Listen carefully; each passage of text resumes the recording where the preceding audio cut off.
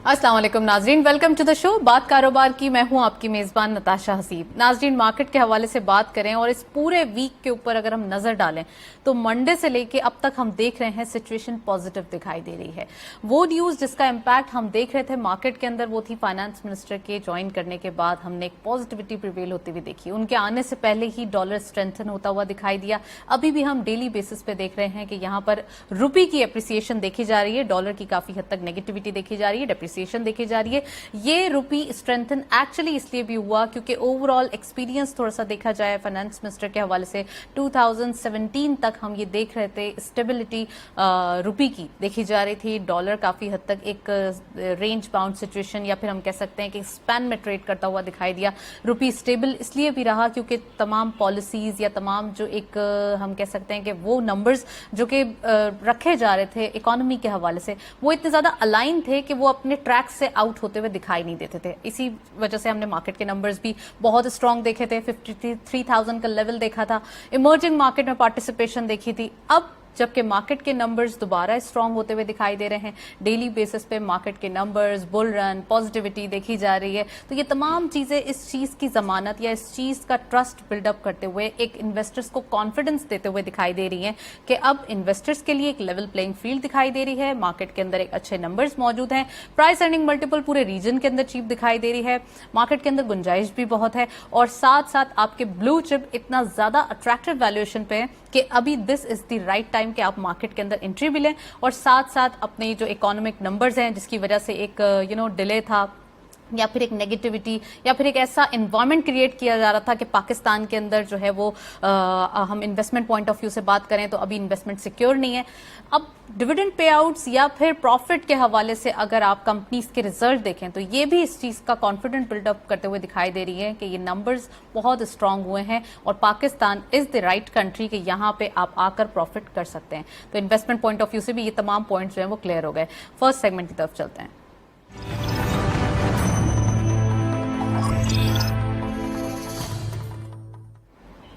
Topic of the day में आज हम बात करेंगे एग्जैक्टली कि फाइनेंस मिनिस्टर साहब की जो आने के बाद कुछ कमिटमेंट्स हैं वर्ल्ड बैंक से भी और साथ साथ वाशिंगटन वो जा रहे हैं और हम कह सकते हैं कि आईएमएफ से भी उनकी फर्दर नेगोशिएशन स्टार्ट होगी। क्या ईज ऑफ होगा, क्या उनकी जानिब से पाकिस्तान को लीनियंसीज दी जाएंगी, किस किस्म का जो है वो एक हम कह सकते हैं कि amount of waving of situation जो है वो क्रिएट करेगा। कुछ अमाउंट या तो पे आउट किया जाएगा या फिर हम कह सकते हैं कुछ वेव ऑफ होगा। क्या होगा, लीनियंसी किस टाइप की होगी, ये आज हम डिस्कस करेंगे और क्या क्या हो सकता है, हमारे पास कितनी अपॉर्चुनिटीज मौजूद हैं। साथ साथ पाकिस्तान के हवाले से, पाकिस्तान स्टॉक एक्सचेंज के हवाले से जो एक बुल रन कंटिन्यू दिखाई दे रहा है इस पूरे वीक के अंदर, एक पॉजिटिव जेस्चर है या हम कह सकते हैं सेंटिमेंट हैं, उसके पीछे क्या रीजंस हैं, रुपी कितना ज्यादा स्ट्रेंथन होते हुए दिखाई दे रहा है। फर्दर ये भी कहा जा रहा है, जैसे ही फाइनेंस मिनिस्टर साहब ने एक प्रेस कॉन्फ्रेंस की तो उसमें बताया गया कि 200 के अंडर इसकी वैल्यूएशन दिखाई दे रही है। डॉलर इट मींस कि यहाँ पे जो एक बेहंगम हो रहा था वो काफी हद तक कंट्रोल दिखाई देगा। तो क्या रीजंस होंगे आज हम डिस्कस करेंगे। We have very exclusive panel, उनको खुशामदीद कहेंगे। हमारे साथ मौजूद हैं दानिश खान साहब, आप फॉर्मर प्रेसिडेंट हैं काटी के। अस्सलाम वालेकुम sir, welcome to the show. और हमारे साथ मौजूद हैं फरीद आलम साहब, आप सीईओ हैं एकेडी सिक्योरिटीज के। अस्सलाम वालेकुम, welcome to the show both of you. Farid साहब, आपसे प्रोग्राम का बाकायदा आगाज करूंगी।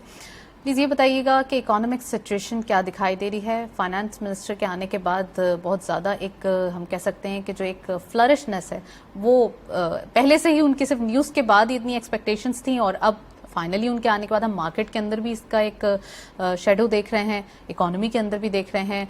डॉलर भी डेली बेसिस पे नीचे जाते हुए या फिर हम कह सकते हैं कुछ ना कुछ डेप्रिशिएट होता हुआ दिखाई दे रहा है। Please. Thank you very much जी, बिस्मिल्लाहिर्रहमानिर्रहीम।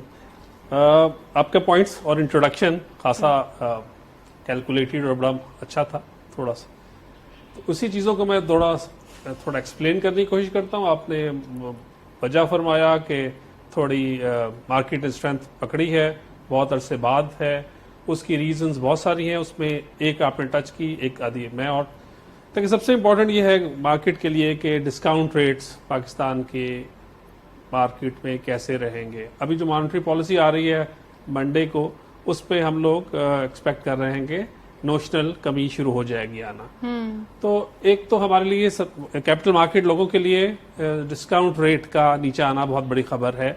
दूसरा, आपने देखा कि ओवर द पीरियड जब से इसाक डार साहब ने ऑफिस संभाला है तो डॉलर को थोड़ी आ रहा है पाकिस्तानियों की पसंद के रेट पे। तीसरा ये कि इन्फ्लेशन जो कि फॉर वेरियस रीजंस बहुत आउट ऑफ कंट्रोल हो गई थी, वो आपने देखा कि इस महीने थोड़ी कम होना शुरू हो गई, टेपर ऑफ हो गई। तो अभी भी ये नंबर्स तो खासतौर पे इन्फ्लेशन के इतने मजेदार नहीं है, बट जो हमारे लिए और बहुत सारे बिजनेसमैन के लिए, दानिश भाई भी बताएंगे आपको, ये जो ट्रेंड है ना और जो ट्रेंड की रिवर्सल्स हैं, ये बहुत इंपॉर्टेंट होती है बनिस्बत absolute numbers. So these three factors, dollar का पैरिटी, रुपी का स्ट्रेंथ गेन करना, डिस्काउंट रेट उसकी वजह से इन्फ्लेशन का कम होना, और उसकी वजह से ये होप शुरू हो गई है बहुत सारे लोगों में। और दुनिया कहती है कि hope is not a good strategy, but Pakistani और पाकिस्तानियों के लिए होप ही एक स्ट्रेटजी रहती है। ज्यादा 11 महीने की होप और 1 महीने का रिजल्ट, तो हमारा that is how we operate. बहुत सारे पॉइंट्स रेस किए हैं, उम्मीद पे दुनिया का ओवरऑल एक सेंटिमेंट्स प्रिवेल हो रहे हैं, पॉजिटिव जेस्चर देखा जा रहा है, मार्केट में बुल रन है, ऑलरेडी एक हेल्दी साइन दिखाई देता है जब मार्केट अच्छी जा रही होती है। फरीद साहब भी मौजूद हैं, दानिश साहब भी मौजूद हैं, मजीद बात करते हैं। फरीद साहब, आपने 2-3 पॉइंट्स रेस किए जिसमें मार्केट की एक तो डायरेक्शन प्रोमिनेंटली बुल रन की तरफ जा रही है, एक अच्छा जेस्चर दिखाई दे रहा है, काफी अरसे बाद नंबर्स जनरेट हो रहे हैं। साथ साथ आपने पॉलिसी रेट का जिक्र किया, 10 अक्टूबर को अनाउंसमेंट है, इसमें भी एक बहुत ज्यादा इंपॉर्टेंट जेस्चर होगा जब आपके पास एक ट्रेंड शो हो जाएगा कि मार्केट किस ट्रेंड पे आने वाले दिनों में पॉलिसी रेट को बिहेव करते हुए देखेगी। And other thing is that कि जब ये ट्रेंड आएगा तो क्या कितनी ज्यादा एक्सपेक्टेशन हम मार्केट के अंदर विटनेस करेंगे, थाउजेंड्स अबव पॉइंट्स, क्योंकि ये तो आपको पता है जब जब इंटरेस्ट रेट हमने बढ़ते हुए देखा तो मार्केट को गिरते हुए देखा, और अब हम देखेंगे फाइनली अगर ट्रेंड शो हो जाता है तो ये कितना ज्यादा पॉजिटिव होगा। देखिए, स्टॉक मार्केट जो है ना, मोमेंटम उसके लिए बहुत इंपॉर्टेंट होता है। जब मोमेंटम बनता है तो फिर लेवल्स दोबारा से जो प्री कंसीव्ड नहीं, उस वक्त हम सोचते हैं कि कहाँ तक जाके ये रन स्टीम जो है कहाँ से रुकेगी, कहाँ खत्म होगी, और कैसे ये सेक्टर वाइज चेंज होगी। लेकिन इस वक्त जिस तरह दानिश ने कहा कि जिस तरह फ्लड्स की डेवास्टेशन से वजह से इकोनॉमी को थोड़े चैलेंजेस बढ़ गए हैं, अब इस वाले जो हो गया वो तो हो गया, अब कैसे इन वाली चीजों से, बिकॉज जो केओस पे बहुत सारी कौमें हैं ना अच्छा बन जाती हैं, और जो अच्छा बन जाती हैं। हाँ, वी थ्राइव इन केओस। अच्छा, तो अभी ये देखें जब रिहेबिलिटेशन शुरू होगा तो सीमेंट और स्टील, जिसे हम अपनी जबान में सिक्लिकल्स कहते हैं, उनकी सेल्स बढ़ेंगी जी। इंफ्रास्ट्रक्चर हर दफा हर बजट में बहुत सालों से 700-800 billion, let's say close to $1 trillion, मतलब $1 बिलियन, मैं डॉलर में बात कर लेता हूँ, के रखते हैं इंफ्रास्ट्रक्चर की डेवलपमेंट में। अब जो लॉस हुआ है, अब उसकी फिगर्स तो बहुत सारी हैं, मैं एब्सोल्यूट फिगर की तरफ जाने से बजाय मैं ये कहता हूँ कि बाज तो ऐसा लॉस है जो प्राइवेट प्रॉपर्टी है, इंडिविजुअल शहरियों का, पाकिस्तानियों का हुआ है, बाज है जो नेटवर्क, रोड का या इलेक्ट्रिसिटी का या बाकी चीजों का। उसके लिए अगर स्ट्रेटजी बनती है और बनी होगी आई एम श्योर, तो उसमें ये जो बहुत सारे जो बजट के हेड्स हैं वो डाइवर्ट उस तरफ हो सकते हैं। ओके, तो सीमेंट स्टील एक आजकल के दौर के लिए अच्छा लगता है। दूसरा ये कि जो बिलीफ है कि जब कुछ सब कुछ हो रहा है, तो उसमें सबसे इम्पोर्टेंट ये है कि हमारे बहुत सारे क्लाइंट्स, दोस्त वगैरह जो स्विच कर गए from the equity to the fixed income, जब वो जाके रुकेगा तो वापसी जब शुरू होगी तो फिर उससे एक्टिविटी होगी। गोरा बहुत दिनों से, या जो फॉरेनर्स ने बहुत बड़ा काम नहीं किया पाकिस्तान में, लेकिन अब नजर आ रहा है कि टेक्नोलॉजी वगैरह में, क्योंकि जो शाम को नेशनल क्लियरिंग डाटा रिलीज करता है उसमें टेक्नोलॉजी सेक्टर के अंदर उनकी बाइंग और उनकी हर रोज नजर आती है, तो उनका वापसी का सफर पाकिस्तान में किसी सेक्टर से शुरू हुआ तो एटलीस्ट टेक्नोलॉजी हो गया। और टेक्नोलॉजी, मैं अगर कैपिटल मार्केट को 1 मिनट के लिए भूल भी जाऊं, तो हम जब दानिश का फायदा उठाते हैं, क्योंकि ये चैम्बर में और सब चीजों को रिप्रेजेंट करते हैं, तो पाकिस्तान ने जब भी एक्सपोर्ट के नंबर ये अचीव किए 30 वगैरह में, तो हमारी है इम्पोर्ट लेड एक्सपोर्ट। लेकिन ये जो हमारे सॉफ्टवेयर हाउसेज, ये जो बच्चे और या जो हम स्टार्टअप्स जो पैसा रेस कर रहे हैं, इसमें फायदा ये है कि कोई चीज इम्पोर्ट नहीं बाहर से करनी। ये जो हमारा लोगों का, यंगस्टर्स का जो कंप्यूटर से लिटरेसी है या जो अपना प्रोग्राम बना के दे रहे हैं वो बेच रहे हैं बाहर, तो उसके अंदर इंडिजिनियस, यानी हम अपना इंटेलेक्चुअल कैपिटल को बाहर से पैसा वो रेस करके, और अगर स्टेट बैंक थोड़ा सा और हो जाएगा इंशाल्लाह, मुझे लगता है, उम्मीद तो है कि वो रिपैट्रिएशन अलाउ कर दे, तो बहुत सारा पैसा जो रुका हुआ है, तो $4 बिलियन की जो इस दफा हम एक्सपेक्ट कर रहे हैं सॉफ्टवेयर की एक्सपोर्ट्स, और तो वो $10 बिलियन भी हो सकती है। राइट, आपने स्टेट बैंक का जिक्र किया है, तो सेंट्रल बैंक की जो ऑटोनॉमी हुई थी उसमें भी कुछ अमेंडमेंट्स की बात हो रही है, तो क्या आप समझते हैं कि ये भी एक्सपेक्टेड है? And second thing is that एक जो टॉप बैंक्स भी काफी फॉरेक्स प्रो का हिस्सा बने, तो वो भी जरा लगा बैंक्स एग्जैक्टली। असल में ये पहले भी हुआ था, और यही फाइनेंस मिनिस्टर थे उस जमाने में जी। तो ये जो पॉइंट है, अगर आपने एक बात की थी कि इसाक डार साहब के बहुत सारे प्लस माइनसेस के अंदर ही नोज के कहाँ किसने किस सिस्टम में कहाँ पैसा बनाया है। होता ये है कि आप इजीली पॉइंट आउट कर लेंगे जब उसको। इकोनॉमी थोड़ी हीटअप होती है ना, तो बाद सेक्टर्स में एक्स्ट्रा विंडफॉल प्रॉफिट आ जाता है। तो जो रेगुलेटर है वो उस विंडफॉल प्रॉफिट को नहीं समझता कि कहाँ से निकला है, वो सबको स्टिफलिंग इफेक्ट डाल के ना वो सारी इकोनॉमी को, या इफेक्ट उसका जगह पे नहीं पहुंचता बल्कि इकोनॉमी में पहुंच जाता है। तो इसाक डार साहब का ये फायदा नजर आता है लोगों को कि इन्हें पता है कि किसने क्या किया है, तो ही pin points that wrong doers, और सिर्फ उन्हीं को करेंगे, बाकी लोगों को तंग नहीं करेंगे। तो उससे लगेगा कि अब सबको ओपन फील्ड है। और जो आप जिस तरफ बार बार इशारा कर रही हैं, वो मैं सिर्फ ये है कि it had happened in the past when on a Sunday he invited a few bank presidents over, और उनको बताया कि आप इस तरह करें, इस तरह करें, और he made it them do it। तो इनका जो हैंड्स ऑन अप्रोच है, बिकॉज वो सारी इंट्रिकेसीज को बेहतर जानते हैं, ये नॉट अंडरमाइनिंग व्हाट मिफ्ता साहब हैड डन इन हिज, उनको जो टाइम मिला बहुत मुश्किल मिला, बहुत मुश्किल मिला। तो no doubt। उन्होंने एज एन इकोनॉमिस्ट और वार्टन के पढ़े भी हैं, उनको हम जब हम दो पर्सनालिटीज को या दो फाइनेंस मिनिस्टर्स को डिस्कस करते हैं, तो 1 और 2 नहीं कर रहे हम, बट उनको टाइम मुश्किल मिला था। उनकी अलग स्किल सेट है।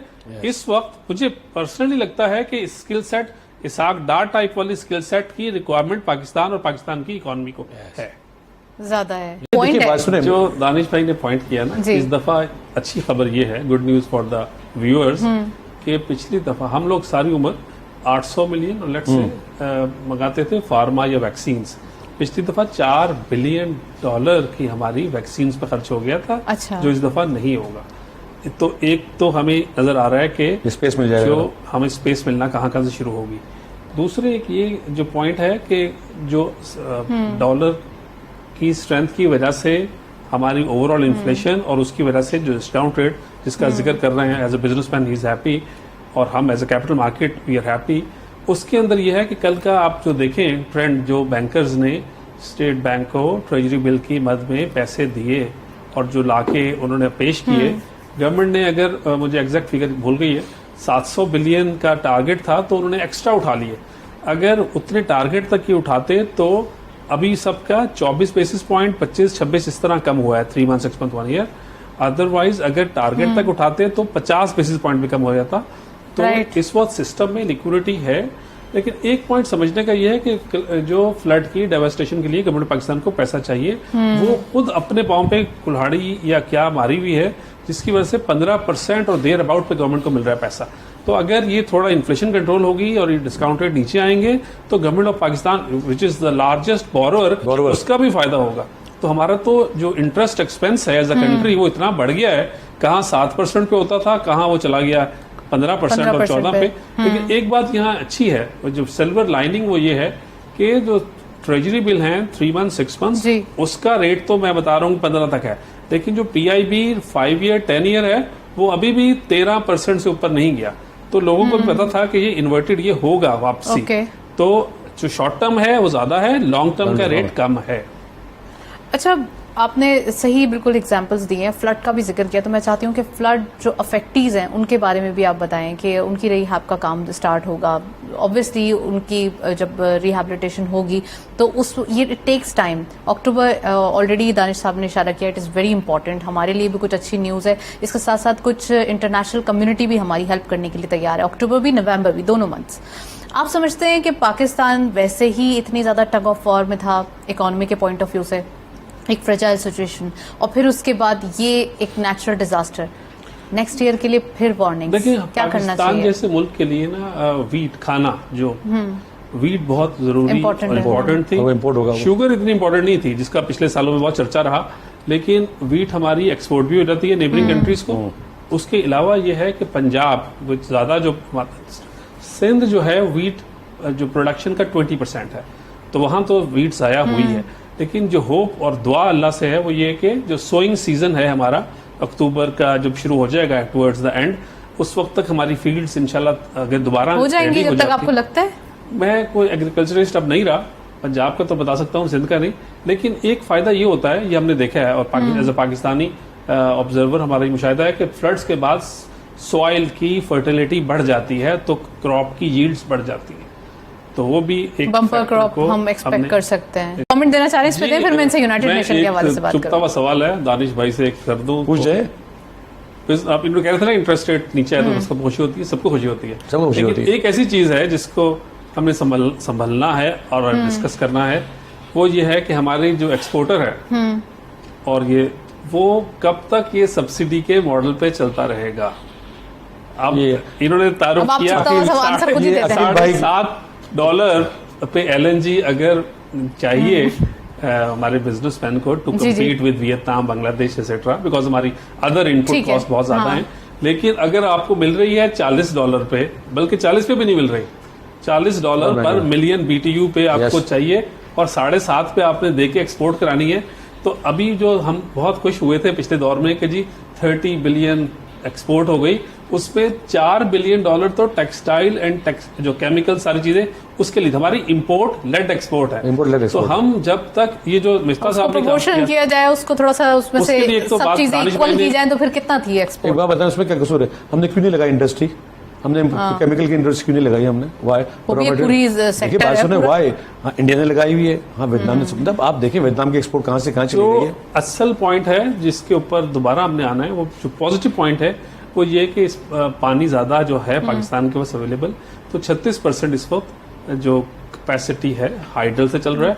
और अच्छी बात यह है कि हमारा न्यूक्लियर जो पहले 10% of the total generation 23,000 megawatt की प्रोडक्शन में अब वो 14% चला गया, पहले वो 10 था। तो ये न्यूक्लियर बढ़ता जाएगा तो हमें और फायदा हो जाएगा। और पानी की वजह से हाइडल अभी 1-2 और महीने हैं जहां हमारे बजट का भी मंथली सरप्लस आना चाहिए या पार आना चाहिए।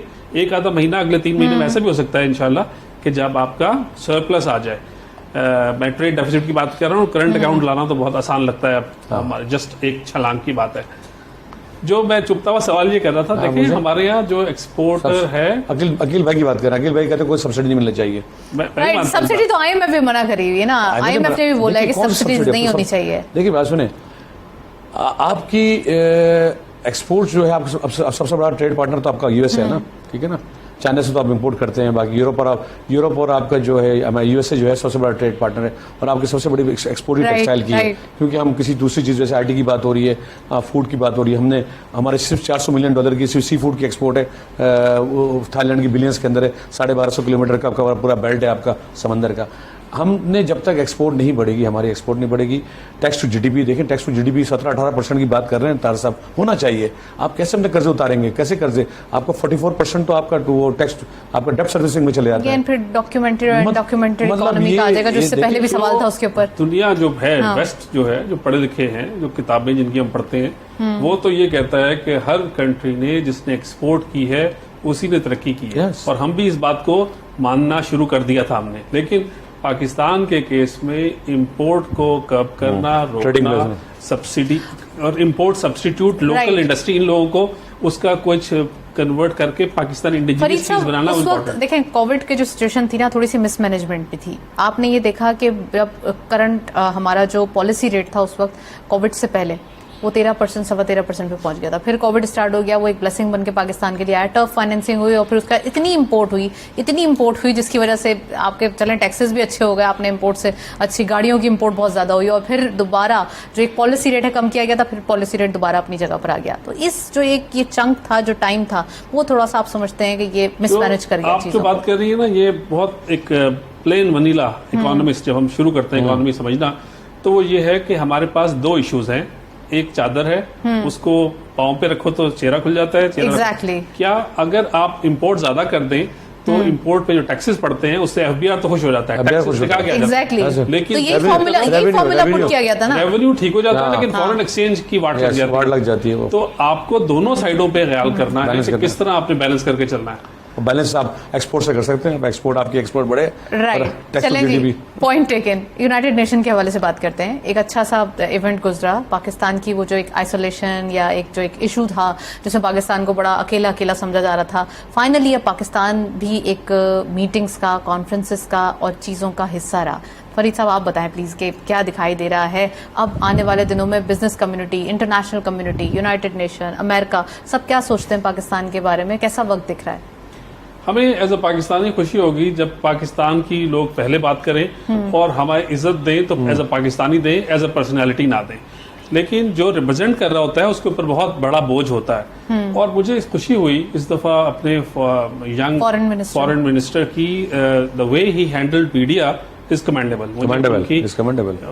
मतलब उनसे सारे उनके प्रेडिसेसर्स भी अच्छे थे, बट जो पिछले 4-5 महीनों में लास्ट 15 दिन की जो उनकी है interaction with media, that stands tall. और मुझे खुशी हुई कि he is making up into a well groomed finance foreign minister. अच्छा, जो उन्होंने अपने बोलते ना कि काउंटर पार्ट से जो चीजें पिच की, या पाकिस्तान के लिए जो जो बातें पहले नहीं हुई थी या फिर होनी चाहिए थी नहीं की गई थी, आप क्या समझते हैं कि अब आने वाले दिनों में वो जो रूम्स हैं या वो पॉइंट्स हैं, वो अपॉर्चुनिटीज हैं, वो भी पाकिस्तान के लिए वेलकम होंगी? मेरे ख्याल से उनको जो एक एज हासिल है अपनी वालदा का और नाना का, हाँ वालदा और नाना शायद उनसे इतने इंटरेक्ट थोड़ा टाइम वो भी तो यंगेस्ट फॉरेन मिनिस्टर थे और फिर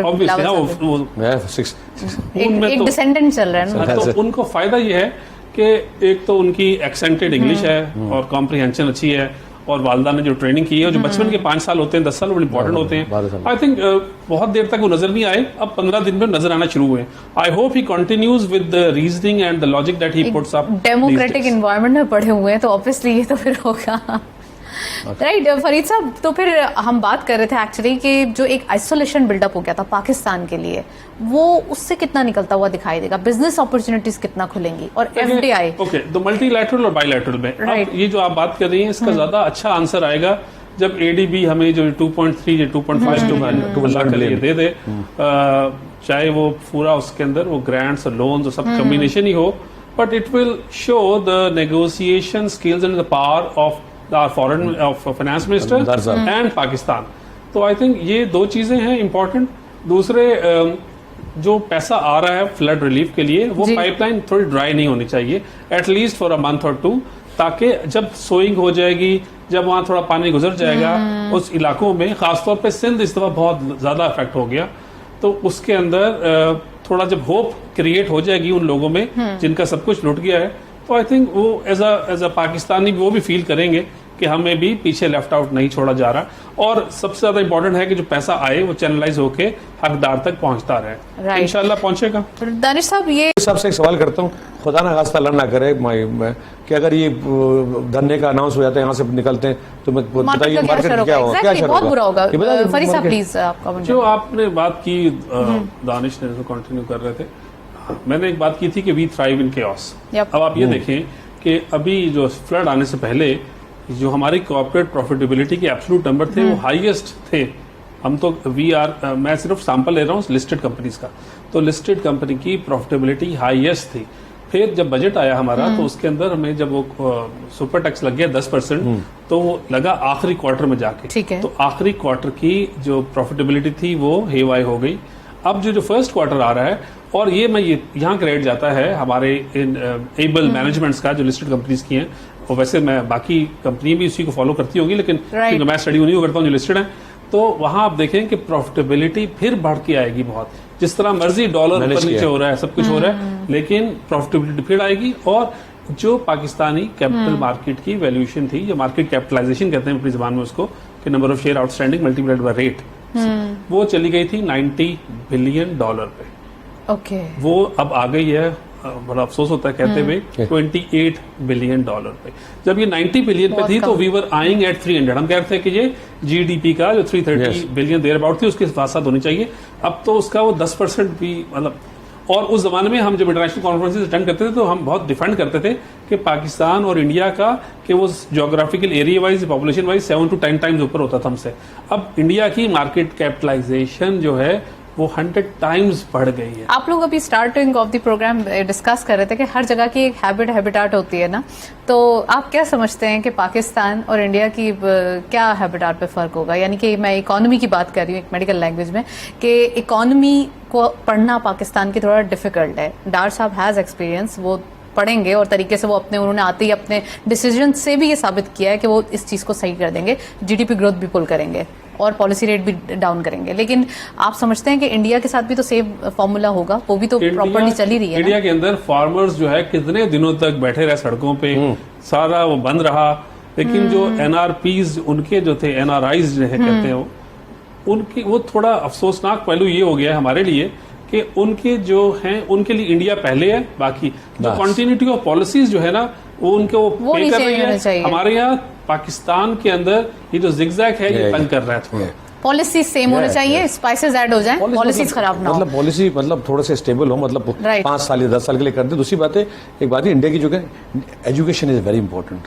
education is very literacy rate आप देखिए, तालीम एक होती है तरबियत वहाँ की। हमारे यहाँ जो है ना, हमारे ये तो जाहिर है हर वक्त अपने लेबर हर तरह के लोगों से मिलते रहते हैं। हमारे यहाँ जो लेबर क्लास है उसके अंदर ना बगावत है। उससे कहा ना कि भाई आज ये ग्लव्स एक्सपोर्ट करते हैं लेट से, तो आज वो मेरा टेस्ट करने जो बाहर का बाहर आ रहा है तो थोड़ा सा ये कर लो, कम से कम वो हैट पहन लो, मास्क लगा लो। वो कह नहीं सर हम तो नहीं पहनते, मैंने तो कभी नहीं पहना, आज क्यों? वो फिर वोकेशनल सेंटर्स होने चाहिए, उनको ट्रेन करने की जरूरत है। बात की एजुकेशन इज इम्पोर्टेंट, एक तालीम है, एक तरबियत है, हम दोनों में थोड़ा थोड़ा गिरावट आ रही है। अच्छा फरीद साहब, आपकी मौजूदगी से फायदा उठाते हुए प्लीज स्टॉक मार्केट के लिए बताएं, अभी कौन से सेक्टर्स अच्छे लग रहे हैं, कौन से सेक्टर्स में अच्छा काम होता हुआ दिखाई दे रहा है? देखिए टेक्नोलॉजी ऑल टाइम फेवरेट है, रहेगा। अल्लाह करे पॉलिसीज ऐसी बने कि ये जो मैं कहता आ रहा हूँ बहुत दिनों से वो एक रोर क्रिएट हो। एक तो ये जो है software, state bank of Pakistan हमें पैसा जो ये बच्चे बनाते हैं अपनी कंपनी उसको और बाहर रखते हैं, पैसा भी बाहर ले जाते हैं। और सारी आप देखें ना, सॉफ्टवेयर का पैसा मैं यहाँ लूँ या दुनिया बाहर ले लूँ कहीं, उन्हें क्या फर्क पड़ता है? तो इसलिए गवर्नमेंट ऑफ पाकिस्तान को बहुत सोचना पड़ेगा और स्टेट बैंक को, इनको रिपैट्रिएशन, अगर ये सारा पैसा जितना चले ये अर्न करते हैं उतना ही रिपैट्रिएशन की इजाजत दे दें तो I think they are working on it, but so far results नहीं आ पा रहे। दूसरी ये मैंने आपको बताया सीमेंट और स्टील अच्छा लग रहा है, टेक्नोलॉजी और ये जो सॉफ्टवेयर है इसमें दो हैंडफुल ऑफ कंपनीज, लेकिन ये अच्छी लग रही हैं। और फिर हाँ, अब तो ओजीडीसी पीपीएल हमारी जो स्टेट ओन्ड कंपनीज है इनका भी टाइम आ गया है कि ये भी चले। दानिश साहब last comment. I agree with Farid, मतलब ये है कि देखें one has to be optimistic, और इंशाल्लाह देखिए जिस तरह से मार्केट अच्छी, रुपया स्ट्रांग होते जा रहा है, थोड़ी सी पॉलिटिकल स्टेबिलिटी भी आ रही है, मतलब डार साहब भी आ गए हैं, मतलब तो अच्छा लग रहा है। तो लेट्स होप, मतलब देखें इंडस्ट्री, देखिए इंडस्ट्री को फ्लरिश होना बहुत ज़रूरी है।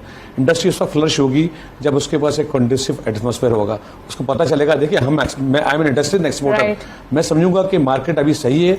हाँ अच्छा, दुनिया के साथ भी चलना है आपने, दुनिया की हालात भी सही नहीं है। अब यूरोप में रिसेशन है, अमेरिका में इन्वेंट्री का प्रॉब्लम है, तो ये वी हैव टू, हमें बहुत सारी चीज़ों पे काम करना पड़ेगा अभी। तो मतलब I foresee good times and tough times as well. Industries चलेंगी तो इकोनॉमी चलेगी और इकोनॉमी चलेगी तो मुल्क चलेगा, क्योंकि यहाँ पर फायदा है एक्सपोर्टर ऑफ पाकिस्तान को कि इंडिया जो यूएसए में जो इन्फ्लेशन है वो डिमांड पुल है, वो कॉस्ट पुश नहीं है। जो $45,000 दिए थे अमेरिकन एवरेज अमेरिकन को उनकी हुकूमत ने, वो इन्फ्लेशन क्रिएट कर रहा है। Well thank you so much, बड़ा